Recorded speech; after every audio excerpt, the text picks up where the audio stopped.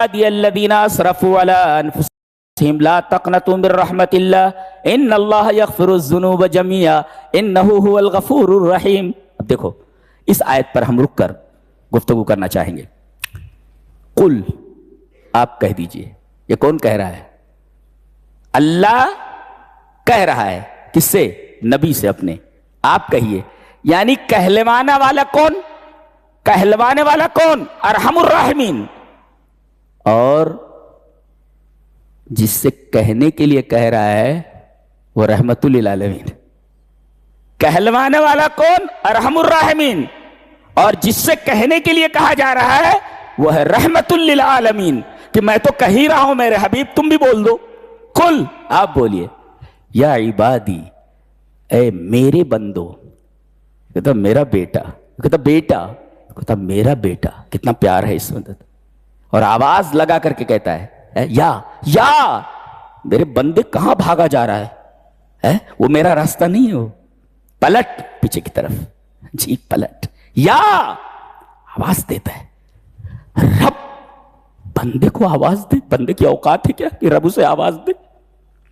اور وہ بھی گنہگار کو. یہ رب تعالیٰ کا کرم نہیں تو کون؟ خود ارحم الراحمین اور رحمت للعالمین سے کہہ رہا ہے تم کہو، اور پھر آواز دے رہا ہے یا اے پلٹو میری طرف. تم جس راستے پر جا رہے ہو وہ راستہ ٹھیک نہیں ہے. وہ راستہ جنت کی طرف نہیں جا رہا ہے. اور بندے نہیں کہا اے بندے، اے میرے بندو کہا. میرے بندو، جی میں نے تم کو پیدا کیا ہے، تم میرے بندے ہو. تو قل کہا، پھر یا کہا، پھر عبادی کہا. پھر کون سے بندے؟ الذین اسرفوا اے قد جاوزتم کل خطوط حمراء، جنہوں نے گناہوں کی ہر ریڈ لائن کراس کر دی ہے. ان کے بارے میں کہا جا رہا ہے کوئی گناہ ایسا نہیں ہے جو گناہ تم نے کیے نہیں ہیں. قد جاوزتم کل خطوط حمراء، تم نے گناہوں کی ہر لمٹ، ہر ریڈ لائن کراس کر دی ہے. ان کے بارے میں کہا جا رہا ہے الذین اسرفوا علی انفسہم. ان بندوں کے بارے میں کہا جا رہا ہے لا تقنطوا من رحمت اللہ. ایک ہوتا ہے مایوسی، اس کے لیے آتا ہے یئس، لا تیأسوا. یہاں قنوت کہا گیا ہے. القنوت اقل درجۃ من الیاس، مایوسی کا سب سے کم ترین درجہ قنوت ہے. اللہ فرما رہا ہے مایوسی کے کمتر درجے کو بھی تمہارے دل میں نہیں آنا چاہیے. جی یاس نہیں کہا گیا، لا تیأسوا، مایوس مت ہو. لا تقنطوا کہا گیا. تو القنوت اقل درجۃ من الیاس، مایوسی کے سب سے کمتر درجے کو قنوت کہا جاتا ہے. یاس، مایوسی تو بہت بڑی چیز ہے. میرے بندے تم قنوت مت کرنا جو مایوسی کا ادنا درجہ ہے. مایوس مت ہونا کبھی بھی تم. اللہ اکبر. اتنی کوئی تسلی دے سکتا ہے کیا کسی گنہگار کو؟ لا تقنطوا، ذرہ برابر مایوس مت ہونا. یہی تو مطلب ہے اس کا کہ القنوت اقل درجۃ من الیاس، ذرہ برابر مایوس مت ہونا. کس سے؟ من رحمت اللہ، اللہ کی رحمت سے. جی اور بے شک کہا گیا ہے، سرٹینلی، اس میں کوئی شک نہیں. اللہ یغفر الذنوب جميعا، یغفر بخش دے گا. ذنب نہیں، ذنوب، تمام گناہوں کو. اچھا گناہوں یہ ذنب کا پلیورل ہے، ذنوب. اس میں شبہ ہو سکتا تھا کہ کچھ گناہ ایسے ہو سکتے ہیں جو معاف نہ ہوں. جمیعاً لا کر کے آل آف دم کہہ دیا کہ کوئی گناہ ایسا نہیں بچے جسے معاف نہ کر دے وہ. اللہ اکبر. دیکھ رہے ہیں آپ، ان اللہ یغفر الذنوب، ذنوب یہ ذنب کی جمع لائی گئی، ایک گناہ نہیں، بہت سارے گناہ. سوال پیدا ہوا کہ کچھ گناہ ایسے بھی ہیں، بہت سارے گناہوں میں سے اس پلیورل میں کسی گناہ کا استثناء بھی ہے کیا؟ ایکسپشن ہے؟ لا، جمیعاً تمام گناہوں کو معاف کر دے گا. اور پھر کہا گیا انہو هو الغفور الرحیم. جی مبتدا اور خبر کے درمیان ہوا کی فصل آئے گی، خاص کیا گیا اللہ ہی غفور. ایک ہوتا ہے غفور، ایک ہوتا ہے غفار، ایک ہوتا ہے غافر. سورہ غافر آگے آ رہی، اس کے مان بعد ہے کیا؟ سورہ غافر. غافر الذنب، غافر الذنب گناہوں کا بخشنے والا. جی اور غفار، غفار. اچھا اور ایک ہے غفور، یہاں غفور لائے گیا. فرق کیا ہے؟ غافر کا مطلب ہوتا ہے الذی یغفر ذنبا واحدا، جو ایک گناہ کو معاف کرے وہ غافر ہے. جی، ایک گناہ کو معاف کرے وہ غافر. اچھا، غفور اور غفار میں کیا فرق ہے؟ غفور وہ ہے الذی یغفر الذنوب العظام، جو بڑے بڑے گناہوں کو معاف کرے. یہ اب اسراف کہا گیا نا گناہ، تو یہاں مناسب یہی تھا کہ غافر نہ لایا جاتا، مناسب یہی تھا کہ غفار نہ لایا جاتا، مناسب یہی تھا کہ غفور لایا جاتا. اس لیے کہ غفور کا مطلب ہوتا ہے الذی یغفر الذنوب العظام، جو بڑے بڑے گناہوں کو معاف کرے. تو اسراف کے مناسب غفور صفت، اس کو غفور صفت لائے گی. اور غفار کا مطلب الذی یغفر الذنوب الکثیرہ. گویا کمیت اور کیفیت کے لحاظ سے غفار اور غفور میں فرق ہے. اس میں غفور میں کیفیت ہے، بڑے بڑے گناہوں کو معاف کر دے، ایک کیفیت ہے. اور کوانٹیٹی غفار کے اندر کتنے بھی گناہ ہوں، کوانٹیٹی ہو ان کو بھی معاف کر دے گا. اور عجیب بات تو یہ ہے کہ اللہ کی یہ تینوں صفتیں ہیں، غافر، غفور، غفار. اور بندے کی، گنہگار بندے کی بھی یہ تین صفتیں ہوتی ہیں، ظالم، ظلوم، ظلام. اور یہ تینوں قرآن میں آئے ہیں. جی، ظالم، ظلوم، ظلام. تو ظالم وہ ہے جو تھوڑا ظلم کرے، جی، اور ظلوم وہ ہے جو بڑے بڑے ظلم کرے. غفور الذی یغفر الذنوب العظام. اور ظلام جو بہت زیادہ ظلم کرے. ظاہر ہے کہ گنہگار بندوں کی یہ تین صفتیں، تو اللہ تبارک تعالیٰ کی بھی تین صفتیں، غافر، غفور، غفار. اس لیے کہ بندوں کی صفت ظالم، ظلوم، ظلام. سبحان اللہ، کیا آیت کریم ہے. قربان ہونے کو جی چاہتے رب تعالیٰ کے اوپر. جی جی جی جی، یہ ہمارا رب ہے جی، جس کو ہم نے چھوڑ رکھا ہے. ہم اس کی محبت کو اپنے دل میں بسائیے، آپ کے سارے معاملات حل ہو جائیں گے. سارے معاملات یہیں حل ہو جاتے. کہاں؟ رب تعالیٰ سے.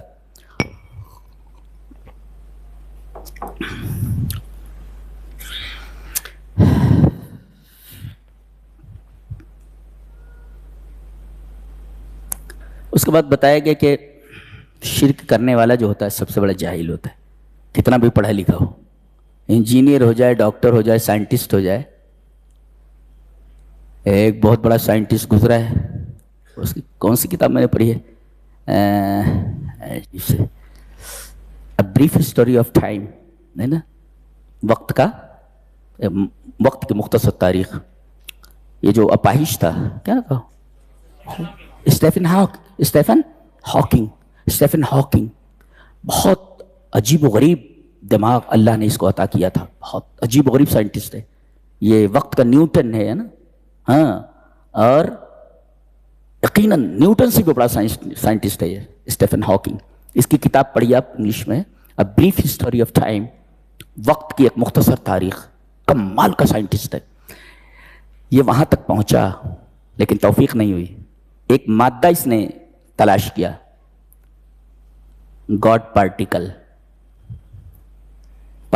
ایک جز ایسا ہے جس کا نام اس نے رکھا پارٹیکل، یعنی اس کو انسان سے کوئی ربط نہیں، کوئی تعلق نہیں ہے. اس کا پیدا کرنے والا گاڈ ہی ہو سکتا ہے. بولے تو اس کو نام رکھا اس نے گاڈ پارٹیکل. دیکھیے کبھی کبھی ہوتا ہے حق کی تلاش آدمی نہیں کرتا، قبول کرنا نہیں چاہتا، حق تک پہنچ جاتا ہے مگر قبول نہیں کر پاتا. یہ اللہ کی توفیق ہے. ابو طالب سب سمجھتے تھے کہ میرا یہ جو بھتیجا ہے، میرے بیٹا بھتیجا میرا، یہ حق پر ہے.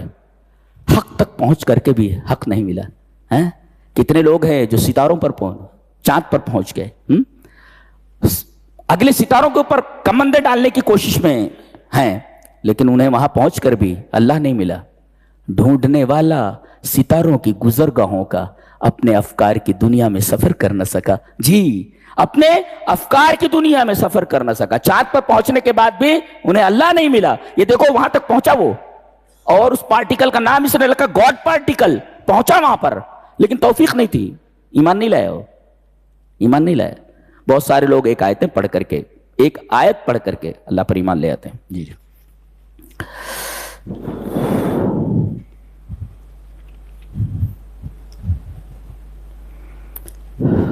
اس کے بعد بہت سارے لوگوں کا تذکرہ ہے،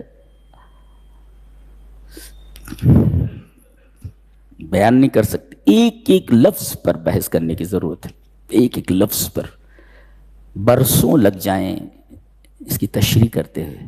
ایسی کتاب ہے، ہزاروں مفسرین نے اس کتاب کی تفسیریں کی، ہاں 50 جلدوں میں 100 جلدوں میں تفسیر کی۔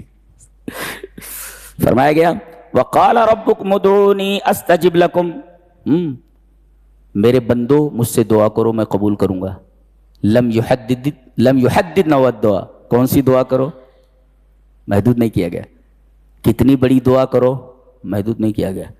کتنی دعا کرو، محدود نہیں کیا گیا۔ کوئی بھی دعا تم کرو، کتنی ہی بڑی کیوں نہ ہو، ہم سب قبول کرنے کے لیے تیار ہیں۔ استجب لکم، یہاں دعا کی تحدید نہیں کی گئی، دعا کی جو نوعیت ہے اس کی تحدید نہیں کی گئی۔ کتنی بھی بڑی دعا مانگو، کتنی ہی زیادہ مانگو، کیا کیا مانگ رہے ہو سب مانگو، میں قبول کرنے کے لیے تیار۔ اچھا کوئی دعا بارگاہ الہی سے رائگاں نہیں جاتی۔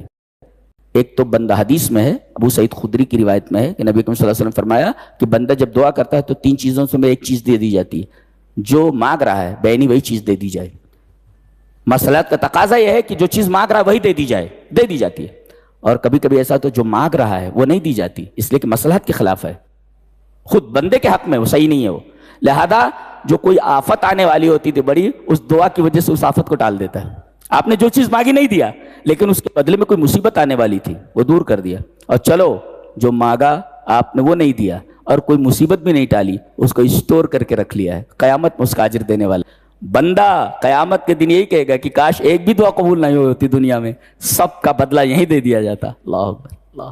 تو دعا مانگنے کے بعد آدمی مایوس نہ ہو کہ میری دعا قبول نہیں ہوئی، دعا قبول ہو گئی ہے، تمہارے لحاظ سے سمجھ میں نہیں آ رہا ہے کہ دعا قبول ہوئی کہ نہیں، دعا قبول ہو گئی ہے آپ کی، اس لیے کہ اس در سے کوئی خالی ہاتھ نہیں جاتا، یہ وہ دربار ہے جہاں سے کسی کو خالی ہاتھ نہیں لوٹایا جاتا، بندہ یہاں سے صفر ہو کر کے جاتا نہیں ہے کہ دعا قبول کے لیے۔ یہ دربار ہی ایسا نہیں ہے کہ آدمی کوئی مانگے اور اس کو خالی ہاتھ لوٹا دے، ہاتھ اٹھے دست سوال دراز ہو رب تعالیٰ کے سامنے اور اسے خالی ہاتھ لوٹا دیا جائے، یہ اس دربار کی شان ہی نہیں ہے۔ جی اس دربار کی شان یہی ہے کہ آدمی ہاتھ اٹھائے دست دعا دراز کرے تو اس کی دعا کو قبول کر لیا جائے اور جو مانگ رہا ہے دے دیا جائے اسے، یہ اس دربار کا خاصہ ہے۔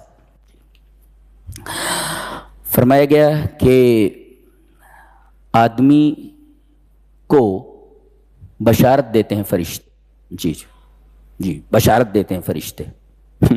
اس سے پہلے ایک قوم کا تذکرہ ہے عاد کا، یہ بہت ہی متکبر قوم تھی، یہود علیہ السلام کی قوم تھی۔ ان کا ایک ڈائیلاگ ہے، من اشد منا قوہ، ہم سے زیادہ پاورفل کون ہے؟ جی ہو از اسٹرانگر دین اس، ہم سے زیادہ مضبوط کون ہے، ہم سے زیادہ پاورفل کون ہے، موسٹ پاورفل دین اس، ہم سے زیادہ پاورفل کون؟ ایک مفسر نے اس کے اوپر لکھا ہے من انتفخ طارا، جو پھول گیا وہ اڑ گیا، غبارے میں ہوا ڈال دو اڑ جاتے، ان کے اندر ہوا بھر گئی تھی، لہذا اللہ تبارک تعالیٰ نے ان کو پر ہوا کا عذاب بھیجا جو 7 رات اور 8 دن تک چلتی رہی، ساری ہوا نکل گئی ان کی، جی ہوا بھر گئی نا، اڑا دیا گیا ان کو۔ من انتفخ طارا، جو پھول گیا وہ اڑ گیا، ان کے اوپر 7 رات اور 8 دن تک مسلسل ہوائیں چلتی رہی اور پوری کی پوری قوم تباہ و برباد ہو گئی۔ جی اس کے بعد یہ بات کہی جا رہی ہے کہ الذین قالوا ربنا اللہ ثم استقاموا، جن لوگوں نے کہا کہ ہمارا رب اللہ ہے، ثم استقاموا پھر اس کے اوپر جمے رہے، تو تتنزل علیہم الملائکہ، تو ملائکہ ان پر اوپر نازل ہوتے ہیں اور کہتے ہیں نہ ڈرو نہ غم کرو، وابشروا بالجنہ، وابشروا اور خوشخبری لے لو۔ یہ جنت کی خوشخبری کب دیتے ہیں؟ مفسرین نے لکھا ہے عند الموت، موت کے وقت ہی، موت کے وقت ہی بول دیتے ہیں اچھا ہے آؤ جنت تیار ہے تمہارے لیے، خوشخبری۔ کتنا خوش ہوتا ہے آدمی مرتے ہوئے، اسے مرتے وقت ہی جنت کی خوشخبری دے دی جائے۔ اور ایک ہے قبر میں جنتی ہے تو، اور تیسرے عند البعث، تو گویا کہ عند الموت، فی القبر اور عند البعث، اٹھائے جاتے وقت، یہ 3 جگہوں میں سے کسی بھی جگہ فرشتے جو ہے ان کو خوشخبری دیتے ہیں جو مرنے والے تھے۔ اس کے بعد کہا گیا وَإِنَّهُ لَكِتَابٌ عَزِيزٌ، یہ قرآن حکیم عزت والی کتاب ہے، لہذا اگر کسی کو عزت مطلوب ہو تو اس کتاب سے وابستہ ہو جائے۔